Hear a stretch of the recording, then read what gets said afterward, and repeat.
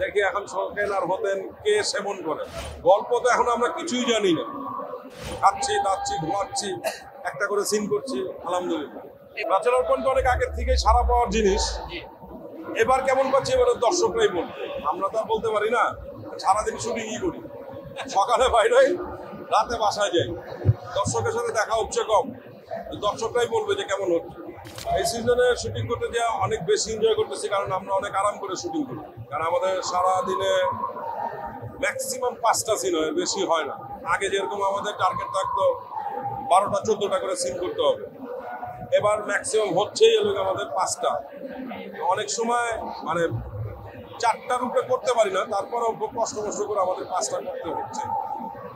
ভালোই লাগতেছে, খাচ্ছি দাচ্ছি ঘুমাচ্ছি, একটা করে সিন করছি, আলহামদুলিল্লাহ।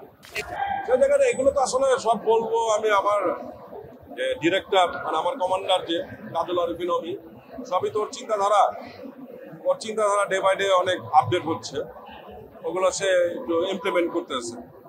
এই কারণে হয়তো ভালো হচ্ছে, সেট ভালো, কালার ভালো, এডিটিং ভালো, আমাদের কস্টিউম একটু চেঞ্জ হয়েছে। যেরকম হাবু আগে অনেক পুরান কাপড় পরতো, এখন একটু নতুন কাপড় পরতেছে, ভালোই হচ্ছে।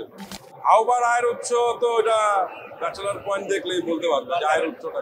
আমাকে এখনো কিছু নাই, কারণ আমি কাজ করতেছি কম, আমি একটু পরিবারকে সময় দিচ্ছি আর এই ব্যাচেলারের শুটিংই করতেছি।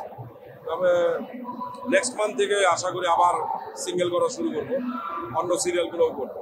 গল্প তো এখন আমরা কিছুই জানি না, যে কে ভিলেন, কে হিরো, কে হিরোইন, এগুলো কিছুই জানি না। আমরা আমাদেরকে বলা হয় সিন ব্রিফ দেয়, আমরা সিন করি, আমরা শুধু আগে পিছের সিনগুলো সম্পর্কে একটু জেনে রাখি যে এটার আগে কি সিন ছিল, এটার পরে কি হবে। এই কারণে আমরা এই করতেছি, কিন্তু কে ভিলেন হবে আর কে হিরো হবে এটা এখনো বলতে পারছি না। সব কিছুই ডিরেক্টরের মাথায়।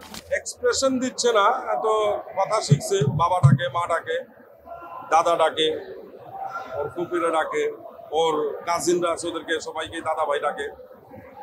আস্তে আস্তে কথা শিখতেছে, আর বয়সই তো বেশি না, অল্প কিছুদিন হইল, 1 বছর 3 মাস।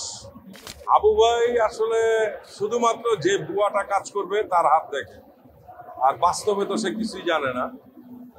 আর বাস্তবে যে আছে চাষি আলম, সে আসলে জ্যোতিষী না, হাত দেখার প্রশ্নই আসে না।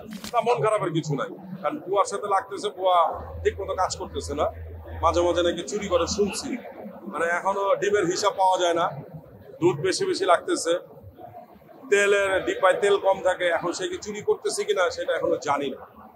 আমাদের মধ্যে প্রথমে শোনার পরে একটু হাসাহাসি হইলো, তারপরে তো শুট করলাম, শুটে অনেক হাসাহাসি হচ্ছে, মজা হচ্ছে শখেন আর হতেন নিয়ে। দেখি এখন শখেন আর হতেন কে সেবন করে, সামনে হয়তো কেউ দেখতে পারবে, কিংবা কেউ হয়তো সেবন করবে।